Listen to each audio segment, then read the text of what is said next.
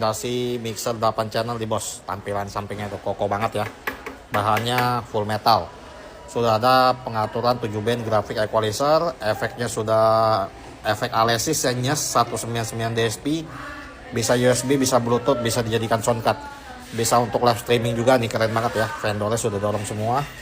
Untuk pengaturannya, tombol-tombolnya juga keren ya, biru di padu putih. Dia untuk ini 8 channel ya, full phantom power.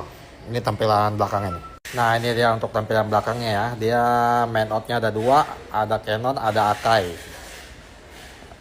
8 channel, 8 lubang insert ya. Ini lubang insertnya masing-masing ya. Nah, ini ada tambahan 2 channel 9 10 di sini. Jadi 10 channel totalnya. AUX-nya ada 3 ya, 1 2 3, ada lubang redtone juga. Sudah ada grup ya, grup 1, grup 2. Keren banget ya, bagi teman-teman yang mau check mixer ini bisa dicek aja di keranjang kiri bawah. Mumpung harganya lagi promo nih, mixer baru. Produk original Dusunback, garansi resmi 1 tahun ya bosku. Tuh, keren banget.